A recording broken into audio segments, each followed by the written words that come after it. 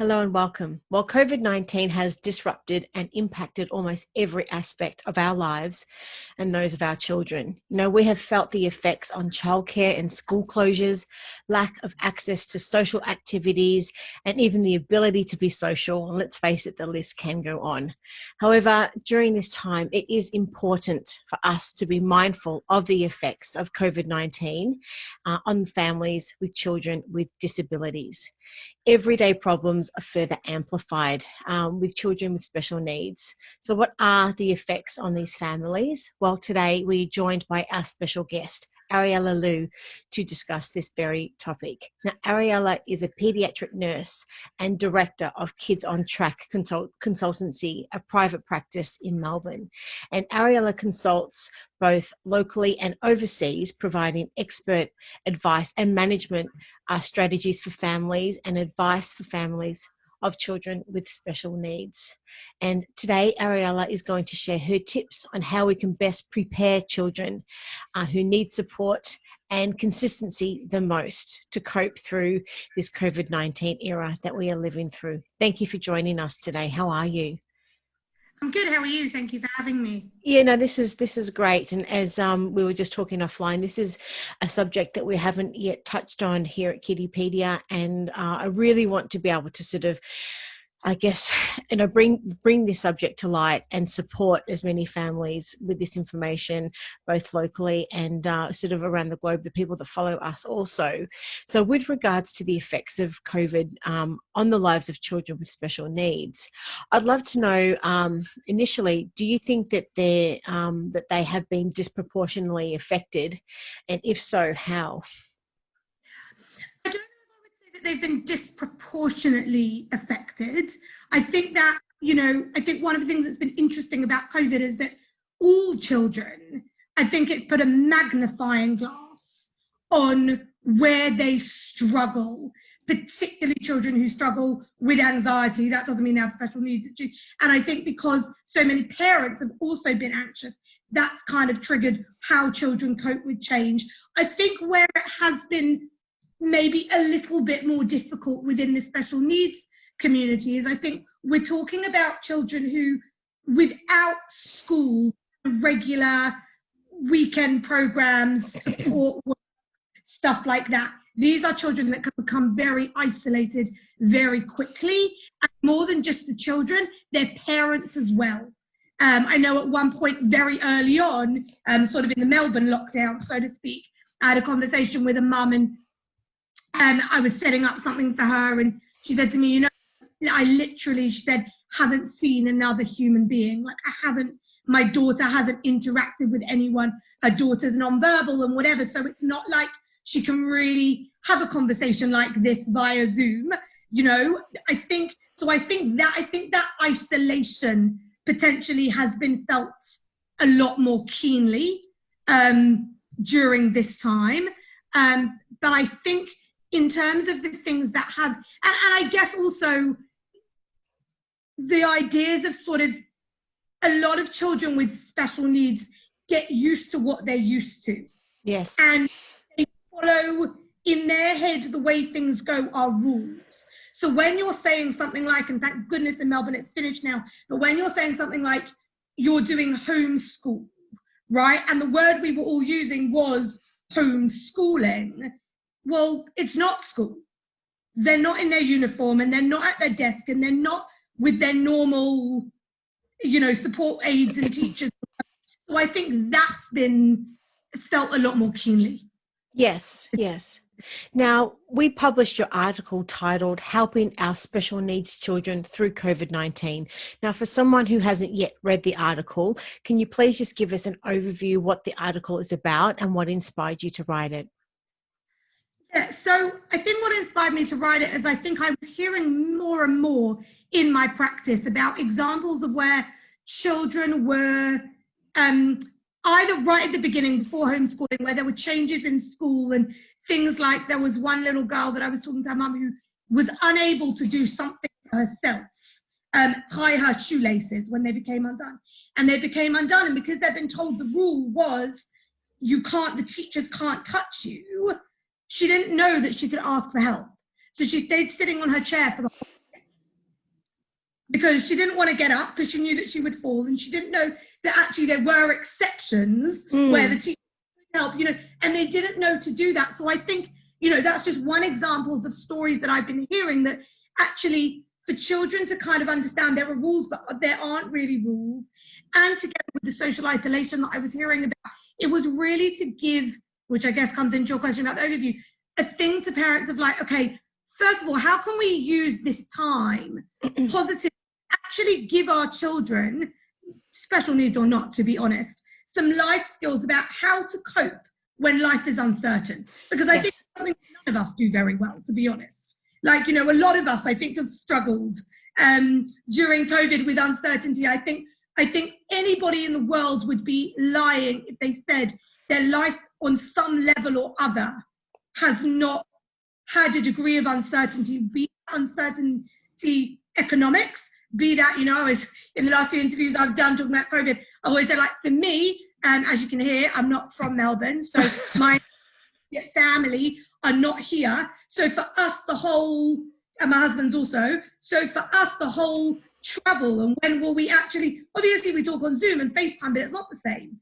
To actually, everybody's had these areas of uncertainty. Yes. This is uncharted territory. So I think one idea was really, how do we deal with those life skills? And the second was really, I think the biggest thing that's come out for a lot of children is these huge states of anxiety, where a lot of children, again, special needs or not, I must just say before I offend anybody, but particularly in the special needs community, a lot more meltdowns, a lot more tantrums, a lot more needing their own space, because when they're not having a variety of spaces through the day, it's kind of tricky to still get everything they need. So I think that those were really, the overviews of the things that I wanted to cover. Those kind of, how do we help our children? And I guess for some of our audience that are unfamiliar with the challenges that children with special needs have been experiencing through the COVID era in particular, could you maybe just explain just briefly what some of those challenges are and how they're any different to I guess, day-to-day life? Okay, so I would say let's maybe take the top three that I, would say. Top three. I would say the first one, as we talked about right at the beginning, is that idea of social isolation. A lot of children with special needs, even those that are the highest function, are going to struggle, or seem to have, in my experience at least, struggled more on platforms like this. When the contact isn't face-to-face, it's very hard for them to maintain a conversation and a friendship and a connection in the same way. Whereas for us, we might still say it's a poor second. For them, it's something they actually, for many, I'm not saying for everybody, there's no one size fits all, of course, but for many, I think that's been a thing, and that's been really, affected a lot of kids. That's number one. I think number two is many children with special needs, all sorts of special needs, do best when their routine is very clear. And visual schedules, they know what they're doing and when and with who and what, and without having that, their anxiety can become quite high quite quickly. Now, obviously, we all know children like that, special needs or not, but in the special needs community, that is there's a much higher incidence of that. That's the second thing. And I think the third thing I would say is that for some of these children, there are children in the world for whom school is a part of their world. Yes. Or youth group is a part of their world. And when those things are removed, they can do more in the other parts of their world to give them the same inputs. For a lot of children with disabilities, the parents don't have the time necessarily, or the resources, or the energy to actually be able to give when those other resources have been taken away. Those children, never mind the social, but also just from a point of view of activities and what they have exposure to, I think their world has narrowed and become a lot.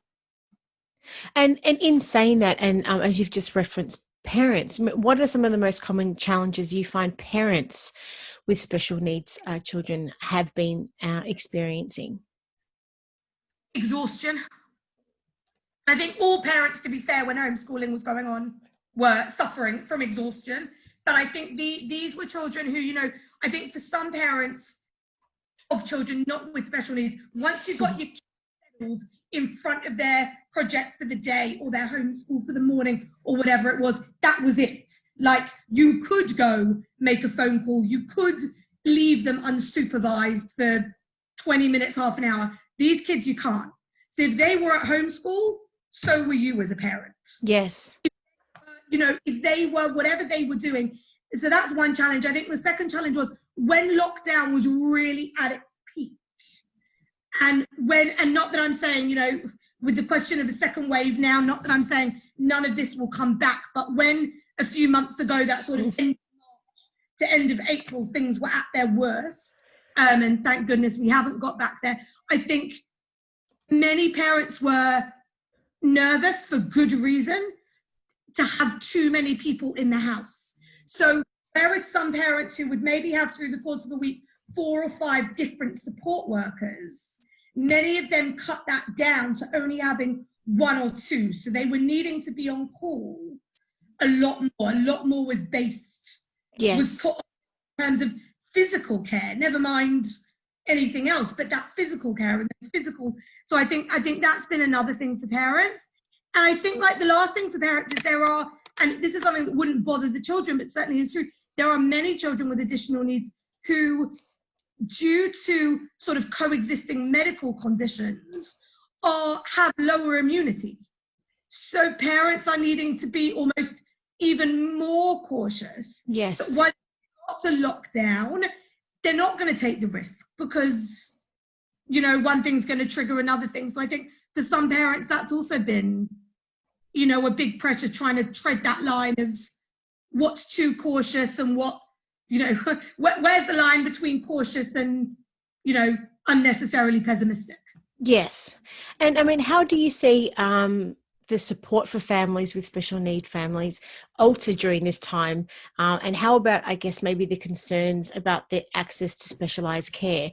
Has that tended to improve as we've, as you've referenced, that we sort of had that sort of time of lockdown, but currently at the moment in Victoria, you know, in many sort of suburbs that we do, and we are back into stage 3. So, I mean, so what is happening, I guess, with regards to the access to specialised care at the moment?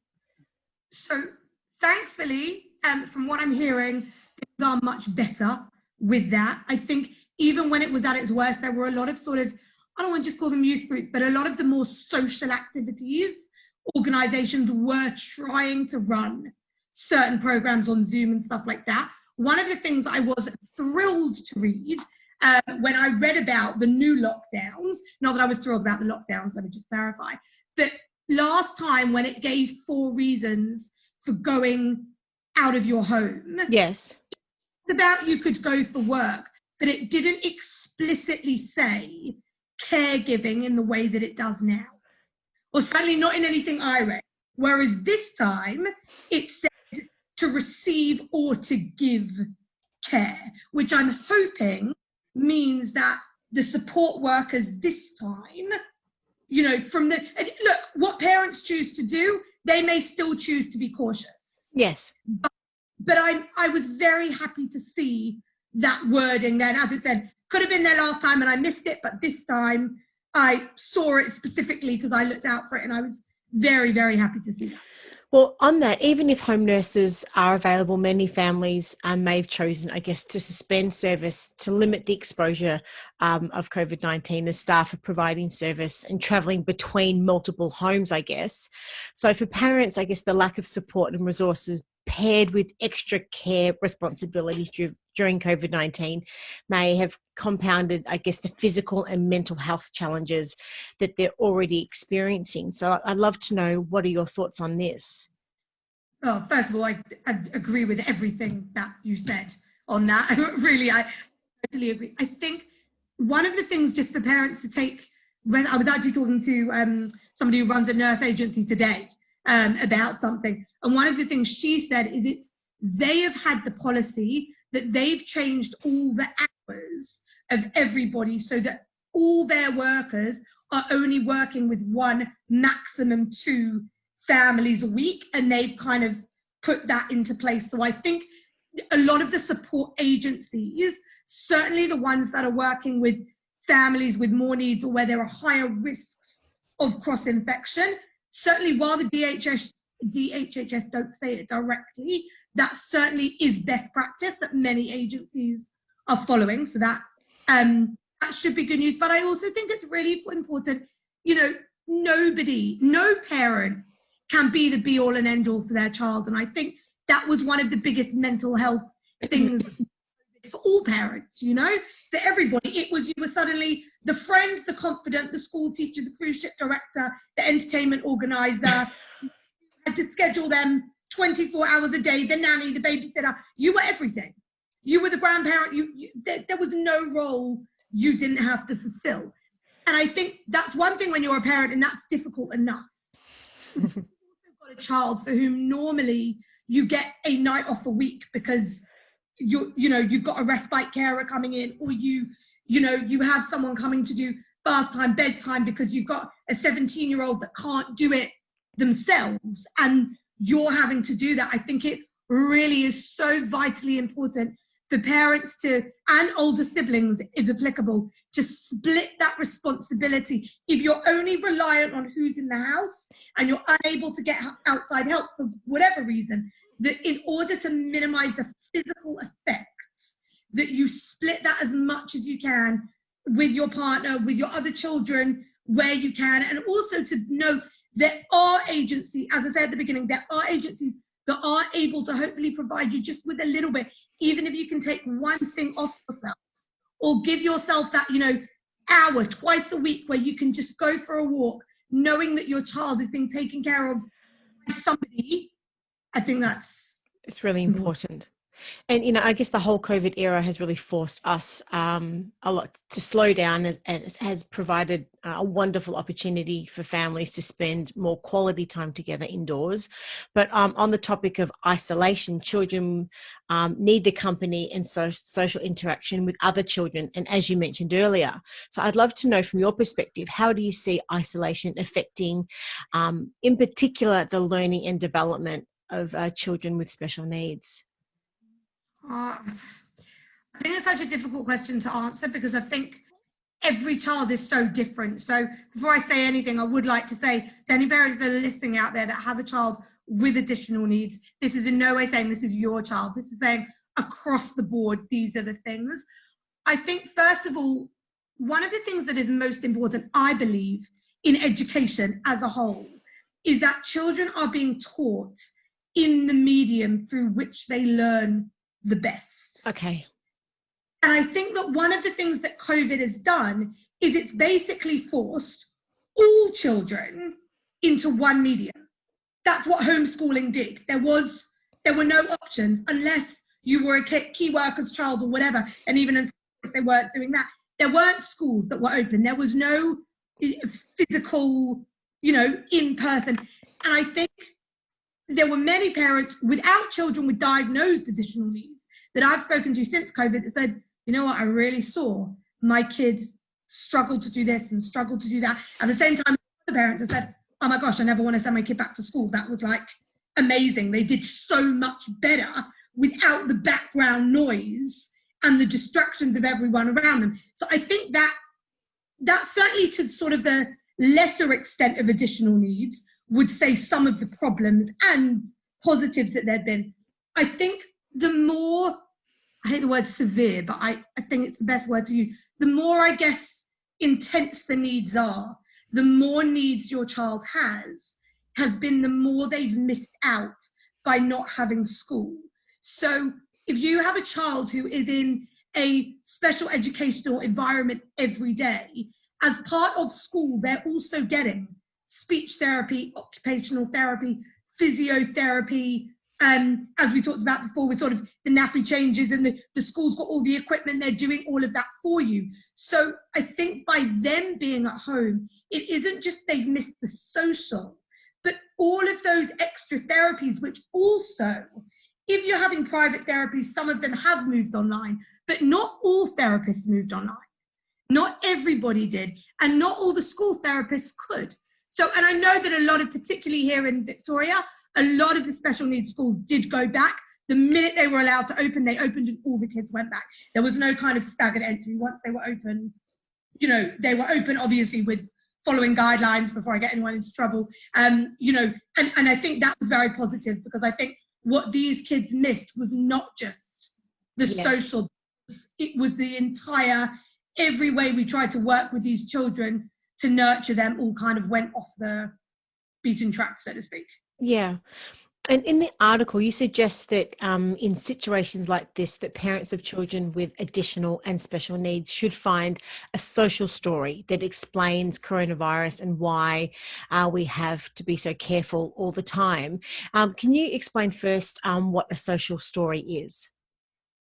Right, so a social story, basically, I don't know if you remember, like when you were little, but certainly when I was little in the UK, when there was a series called Topsy and Tim, and it existed of real life examples. So Topsy and Tim go to the park, Topsy and Tim go to the dentist, Topsy and Tim go to the library, Topsy and Tim. And the point was to tell the story of what happens in those places. So, you know, they go to the library and they meet the librarian, how many books they're allowed to take out, and to stamp the books. Obviously, I was a child a while ago, so it is an outdated example. But a social story is, rather than it being Topsy and Tim, if your child is Mark, it would be, you know, why is life different for Mark during COVID? And every page would have, you can do it in a page or you can do it as a post-it, it doesn't really matter. But if you want to make it specific to your child, you give pictures of their school, their house, their mummy and daddy. So putting the children into the story. You put the child into the story. So it would say something like, you know, we've talked a lot about the return to school. When Mark goes back to school, his classroom will look different because, and you would speak to his particular school about who's not going to be in the class anymore. Can they take a picture of what it's going to look like? So it's very, very specific. So rather than him reading a generic, when schools go back, they are following social distancing, it doesn't mean anything, because what does that mean? Like, particularly to a child that with additional needs, it doesn't mean anything. When you're actually saying, okay, when your school goes back, instead of having 3 desks in the room, there's only going to be 2. Instead of the desks being in a circle, they're going to be separated. Wonderful. Instead of 3 teachers, there's only, whatever it is, that's specific. That's giving the specific what he's going to expect, which will hopefully help to minimize that anxiety. So where can parents find them then? And do you have any suggestions or recommendations which ones we should look out for? Okay, so first of all, if you go online and you Google COVID social stories, there are a million. They're all kind of pretty generic. So it's not going to have your child's name and whatever, but it will at least start to explain, certainly the last part of, you know, my comment about explaining why we have to be careful, and the, you know, the universal precautions, talking about things like there's going to be hand sanitizer, no hugging, no cut, things like that, that would be in there, certainly. If you want to make it specific to your child, my recommendation would be go and Google social stories as a whole. Go and look up a few different examples, whether you look up new babies, whether you look up going to the dentist, whether, it doesn't matter what you look up, and look at the style of writing. And then what you're aiming to do, get some pictures. Most parents have a million pictures on their phone. And you want to basically show your child through a social story what is changing, but also what is remaining the same, so that the anxiety doesn't become out of control. So that would be my first point of call. So parents that want to sort of look at making specific stories, that if your child has an OT, or if you are working, you know, certainly for my clients, I've helped them, you know, develop for their kids. So obviously, you know, I would be happy to do it if your child has an OT. They do this stuff all the time. They would be more than happy to do it. There are a lot of speech therapists that do it. So ask your team who's working with your child and who knows your child and knows your child's circumstances to help you with that. And most of them will be more than willing to do so. And how and why do you find that they're so effective? Because I think for a lot, first of all, this definitely doesn't apply to children with additional needs, but this one really doesn't. Children are much more likely to understand why it impacts them when they can see their examples are specific to them. So when they see this is really about their life, their world, their house, their mummy, their dog, their whatever it is, it's talking to them. And I also think it puts it out there in black and white. We talked before about the idea of children following rules, and particularly children with additional needs often need things drawn out in black and white. This is yes, this is no, these are the rules, and that is that. It's a very good way to do that, also in a way that your child can come back to. It's a book, so they don't just read it once and that's it, you've expected them to absorb it. That's a book that they can take with them to school. You can read it to them before bed. They can flicker through it themselves if they can read, or particularly if you do a picture version of it or whatever. It's something they can process over time, which I think is important. And at the start of the conversation, you referenced uncertainty, not just for children with additional needs, but all children. Yeah. But I'd love to know from your perspective, why uncertainty is more challenging to deal with for children with special needs. I think many children with special needs are not as good at being flexible and adaptable. I think that when I talk about not dealing with change, I think one of the things, and we talked before about children being able to process something over a period of time. I think one of the things that has been the most challenging with COVID is not just the uncertainty of what's happening, but also that when things change, they change very quickly. So it's, you're in school one day, by the end of the next week, you're not there anymore. Like it hasn't been, and it's had to be that way. Absolutely, it's had to be that way, but that is quite challenging. And for someone who struggles to be adaptable, or someone who struggles to deviate from their normal routine, which many children with additional needs do, and particularly those on the spectrum, anywhere on the spectrum, actually do struggle with that and spend a lot of time working on that. That's very challenging, because when they feel there is uncertainty, they become anxious. That can set off sort of making them be a little bit more on edge. So you are more likely to then be dealing with meltdowns or challenging behavior, because they know where the landlines. And what are some strategies that can help to combat uncertainty for kids? So I think putting uncertainty in places where you can, whilst not promising certainty in places where you can't. So for example, there are certain things that for all kids, in theory, have no need to have changed. So morning routine, other than the fact that if they're not going to school on school uniform, they still need to get up, they still need to get dressed, they still need to brush their teeth, they still need to have breakfast. If they're at that age where they're making their beds or putting their pajamas in a laundry hamper or whatever, those things they still need to do, and same in the evening. So I think doing something like a visual schedule, almost a tick chart. We all know how satisfying it is to tick something off a to-do list, and that sense of accomplishment of like, yes, I did it. But that gives children a sense of continuity. Yes. And it's also, not everything's changed. We still get dressed in the morning, and we still brush our teeth in the morning, and we still have dinner at night, and we still have a bath. So that's where things haven't changed.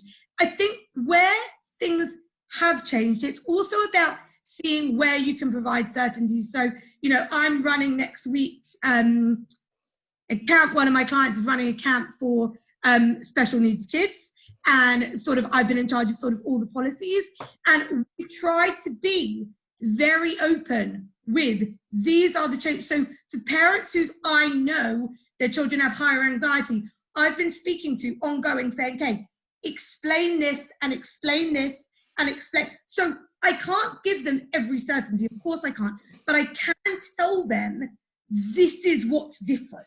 Yes.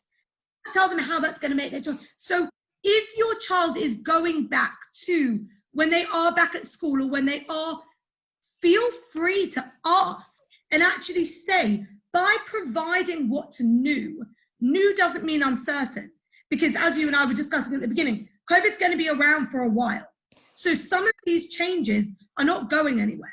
I don't see us with the hand sanitizer anytime soon. I don't see suddenly being allowed, children, 400 kids in assembly anytime soon. I don't see that that's happening anytime soon. So new and different doesn't necessarily mean constant change. It means the new normal. So I think it's about, as a parent, advocating for your child to understand what is that new normal, and then find a way to pre-prepare your child for what it will look like.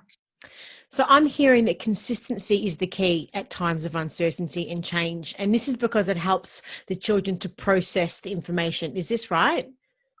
Yeah, and I think, well, first of all, process, but also to feel that they're not living in quicksand.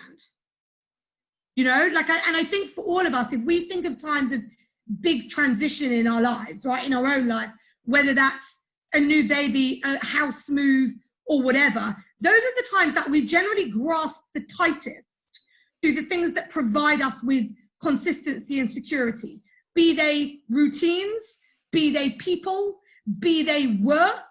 There are a lot of people who during these times, last year in our house, we had to replace, I always try and give stories to demonstrate what I'm saying, but we had to replace all the carpets in our house. In order to replace all the carpets in our house, you have to pack up all your stuff because they only move, anyway, whatever, it was a nightmare. But I was going away for a week and I was going overseas. So basically I said to my husband, I can't handle this. There's too much change in one go. You do it while I've gone. I'll organize the packers for you. I'll organize the movers for you. I'll do all of that. But I can't act like it was too much at once. And I said, and if I am here, I said, I'm going up the road to go work for the day and you can supervise it. So the point of my story is all of us in times where we feel that it's too overwhelming. And I think that's the thing about change and uncertainty. It makes us feel totally overwhelmed because we feel like we can't actually get a grip on the floor. Nothing's normal. The minute we feel life is not normal, we need to cling to some form of routine, structure, and normality. Mm-hmm. So I think about figuring out what those things are, it's true for adults as well, by the way, for any individual, whether they are work, whether they are individual people, whether they are, particularly for the little ones, okay, you thinking about getting rid of the dummy, now is probably not the time. They're struggling with additional uncertainty, now is not the time to get rid of something that's providing them with safety and security. So what are some of the processes parents can provide consistency for children then?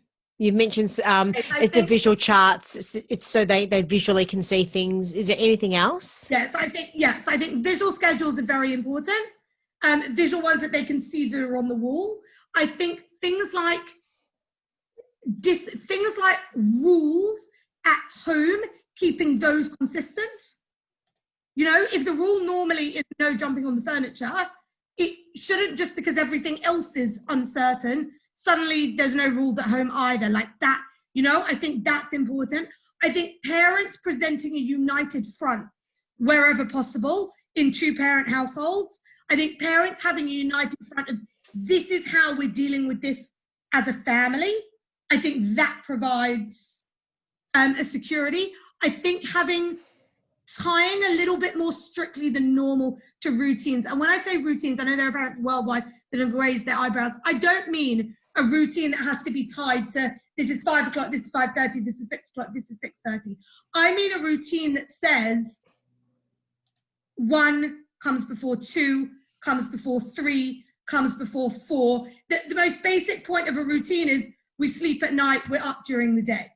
So it's making sure that actually those normal things that we're doing, whilst a lot of things may have changed within our routine, where we can keep them the same, we do keep them the same. Yes. And do you think that parents can use this time to teach their children that change in life is inevitable? And if so, how can they do this? I think change in life is inevitable.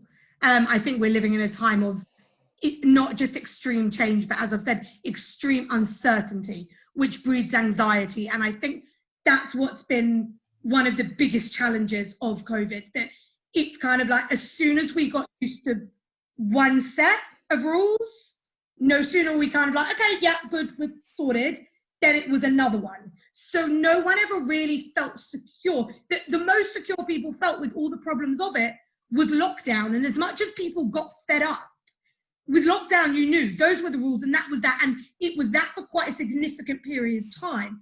But both from when COVID started until lockdown, and when lockdown was lifted until now, almost weekly, we've gone through, you know, restriction changes, for better or for worse, and, you know, how that's gone. And I think change, obviously, we're talking about COVID specifically, but I think for children to learn that things do change is important. And I think I wouldn't, if you're trying to actually teach your child that as a lesson, I would be using things from their past experience where things have changed. So all children who are of school age and have done more than 1 year of childcare will know that every year they get a new teacher.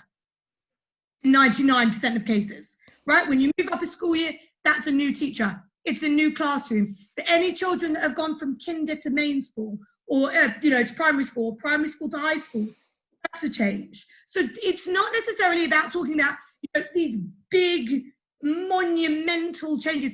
If, you know, God forbid, there's been like a death in the family, that's a big change. That's a change in family dynamic.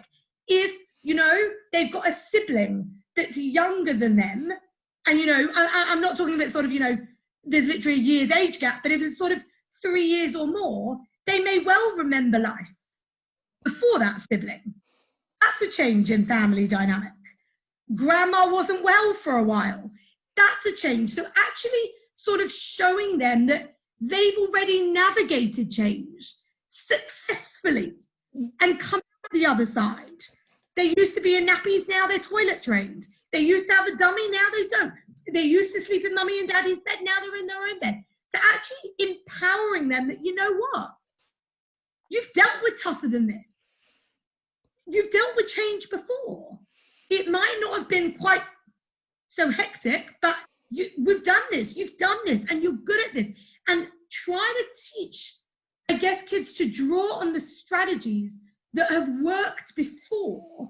And I guess thinking as parents, obviously, in additional needs, it might be difficult to get them to think back. But for you as a parent to think back and think, okay, when the goldfish died, how did I explain that, and what helped and what didn't help? So I think that, but yes, I think this is an fantastic opportunity to, because I think special needs or not, we don't probably spend enough time equipping children with life skills. And this is a life skill when all is said and done, coping with it. And even as adults, some of us cope with it very well, and some of us, you know, cope with some of it well. And I think, yeah, I think this is a great opportunity for that. Yeah, totally agree. And you mentioned anxiety just before also. I mean, do you have any particular tips and advice to help parents manage and support their child if they're suffering from anxiety? And that said, also, how can we take anxiety caused by these changes to help build resilience, particularly in children who have additional needs or are suffering from anxiety? Okay, so I think in terms of suffering from anxiety, I think there are a few things to say. So first of all, everything that we've talked about with regard to increasing consistency, that will help. That will absolutely, so you've kind of got to look at the wider problem in terms of there is anxiety. We've got to acknowledge that it's there, right? And put in the consistencies, that will always help. Second of all, I think opening up conversations, even if you're not using the word anxiety, but having conversations with your child about how they're feeling. I can see you seem quiet today. What happened? You know, is anything wrong? You know, I think things like that are very important. I think also depending on how, and I'll give a couple more specific strategies, but I also think depending on how that anxiety is manifesting itself is also how we need to help kids deal with it. So if you've got a child who anxiety seems to be out of control, not just in one area, but everywhere. So, you know, you've had a child that always, let's say, had separation anxiety, but now there's separation anxiety. They won't sleep on their own at night. There's anxiety around food. Everything is causing anxiety.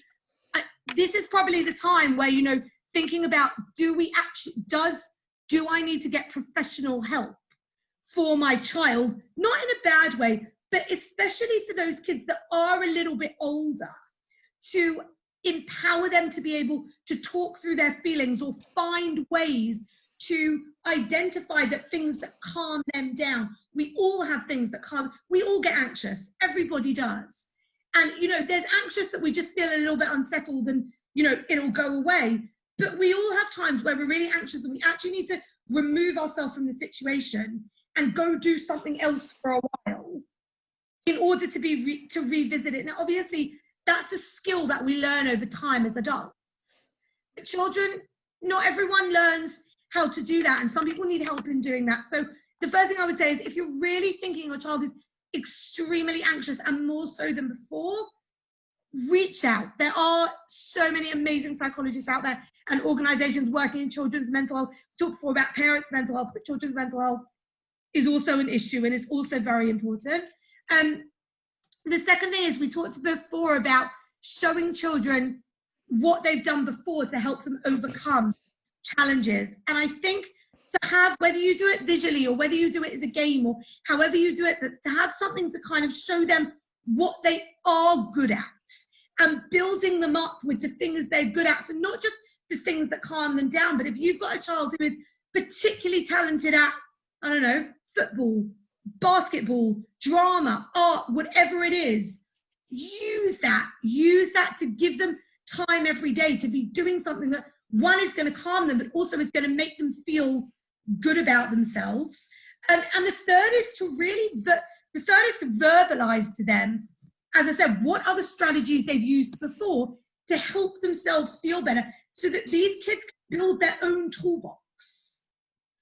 The next is to really open those conversations about emotions.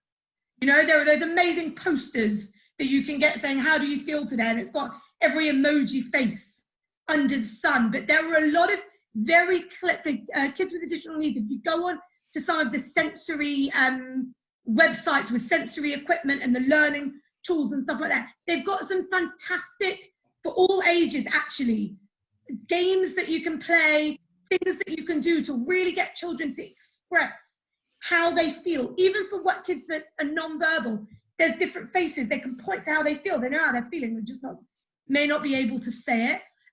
One thing that I use with a lot of my clients that sometimes goes quite well is, at the end of the day, before your child goes to sleep, is to use what I call a worry box. So you basically talk about the day, and you start with sort of, what did you do today, da, da, da, da, and then you go into more specific questions. Who did you play with? Did this? And then when it's kind of, they've calmed down and they're relaxed, you actually say, what was your worst part of today? Was there anything today that upset you? And some of the time they're going to say, no, they had a lovely day. But a lot of the time, a child with anxiety, something will still be in their head. And what I always, depending on the age and stage and whatever, encourage parents to do, you write it down or you draw it on a picture. They put that piece of paper in the box. That box goes out of their room because it's bedtime. So out of their head, mummy's now got that in the box. And the next night when you start the worry box, you bring out yesterday's worry to see if it's still a worry. So, you know, yesterday it was kind of like Johnny didn't play with me. And you can say, how was Johnny today? And it's opening up that emotional conversation about the things that may be worrying them. And yes, you may only be dealing with the symptoms of anxiety. So, you know, Johnny not playing with him, he's more attuned to that at the moment, but it's still giving them an opportunity to talk about what they're holding inside. And I would say anything is better than nothing. Yes. With an action. They're great tips, and I love the idea of the worry box. Now, speaking about parents, just as we sort of wrap up, with regards to support, I mean, how can friends and family of children with special needs support parents during this time? And if they don't necessarily have enough support around them, I mean, are there any other government support and advocacy groups that parents may not have heard before that you can suggest that parents can reach out to or that could help? Okay, so in terms of advocacy groups, I think if your child is on any sort of NDIS plan and you are on any sort of NDIS managed plan, if you're struggling, speak to your plan managers about whether it's possible to get in some extra support work. Actually say to them, like, I know I just did a plan recently for a client, and the first thing they sent in writing the plan was all the support organizations that they thought might be able to help in this particular client's case. So if you are already working with any kind of social services network, for want of a better term, go to them and actually say, listen, I'm struggling with getting time for myself, finding time for my other kids. It's become worse because of COVID. I'm struggling with, what can you recommend? Most people on NDIS plans, there have been a lot of plans through COVID, and particularly if things do worsen, please God they won't, but if they do, where extra funding has been able to be given to families that need extra support hours or need, extra session with a psychologist or whatever it is, that has been going on. So that would be my first place in terms of advocacy. It's difficult to give a list of organisations because it really depends what the needs are, but obviously I'm happy to talk to people individually. In terms of friends, I think we talked a minute ago about mental health, and I think mental health, apart from the fact there's still way more taboos than there should be, I think when we talk about mental health, we still, and we shouldn't, imagine people that are completely nuts and can't cope with life. The vast majority of people that I see who would define themselves as saying, I'm worried about my own mental health, are coping brilliantly. And they're doing the best they can in very difficult circumstances. And you would never know that when they get into bed at night, they're sobbing because they're just so tired, or they are anxious every minute about, is my child going to get COVID? And if they do, how am I going to cope with the lockdown and the isolation with a child that can't fend for themselves or whatever it is? And I think I was talking about, my family living in the UK, and the lockdown has been a lot more severe there than it ever was here, and it's gone on a lot longer. And one of the really lovely things that I've seen is how much people have made a concerted effort, I'm not saying everyone, but certainly in my family's case, to check in with each other, to set up WhatsApp groups, to have Zoom dates, we're having an interview now, but they were talking about, so instead of they all go out on a Tuesday night on a girls' night, they all sit with their own bottle of wine at their 5 separate computers, and they do it there.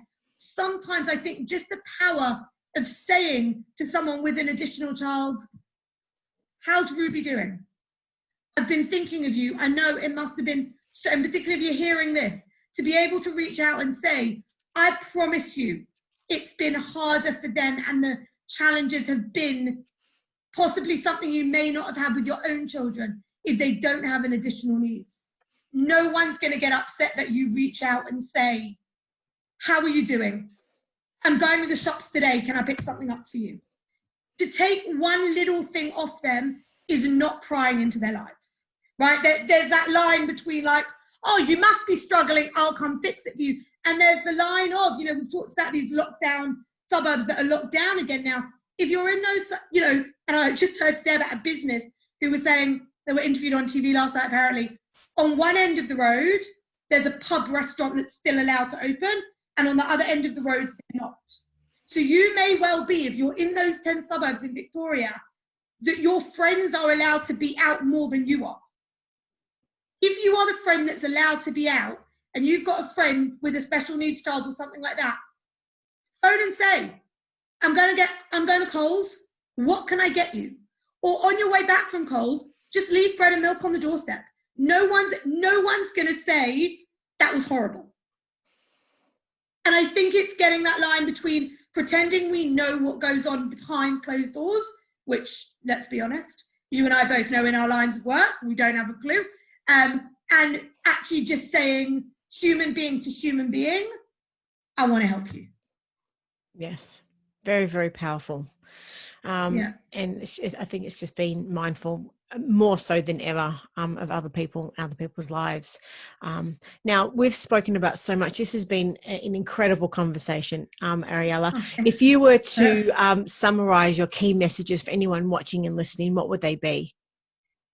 So I'm going to leave like the one that I really want people to hear till the end. I think first of all, COVID has been difficult for everybody. Parents, children, grandparents, on many, many levels. And I think whatever you're feeling with or dealing with, reach out, get the help you need. Don't feel that you have to suffer this in silence. This could be a long road. Do what we need to do. I think that's number one. I think number two, as you said, being mindful of those around us that may be going through challenges that we may not have experienced ourselves, but it doesn't mean that we can't be empathetic.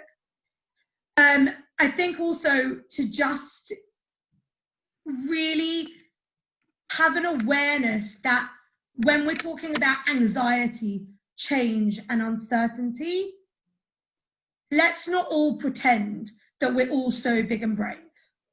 Let's not all pretend that, you started with that sentence of COVID wreaked havoc with everybody. Unless you're living under a rock, this has wreaked havoc with everybody. Let's look for ways to make the most of where we are and to use those strategies to minimize the effects. And the final thing, which I said I was going to leave till last, I think people right now, you talked about mindful before, but really need to make sure they're being kind to themselves. This message is actually particularly for parents. I think, for a lot of parents, there are things that parents do on a weekly or 2 weekly basis or 3 weekly basis that have disappeared with COVID. Meeting friends for lunch, going and getting a manicure, no jokes, but going and getting a leg wax. Like, it's the kind of thing where we're blocking out half an hour of time just for us. When all the restrictions came in, we stopped doing that because we couldn't. And then the gym, right, going back to gym. I'm not saying everyone's ready to go back to those things. We're not necessarily. But so those things still need to be replaced with something. If you've got kids that can't be left unsupervised, find a night where someone can be there so that for half an hour you can go take a bath or lie on your bed and read a book. Find a time that can still be your time in order that we all come out of this as unscathed as possible. And that's my biggest thing. Actually be kind to yourself. At the moment, none of us are achieving as much. Be kind to yourself. Yes. Great advice. Ariella, if anyone's got any other questions and or want to find you and or your business, whereabouts can they find you? So we have a website, www.kidsontrackconsultancy.com.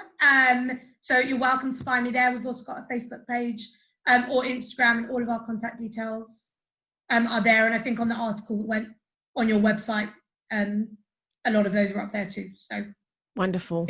Thank you so much for the conversation today. And I'm really looking forward to the next one. Take care. Looking forward as well. Pleasure. Take care. Take care. Bye-bye. Bye.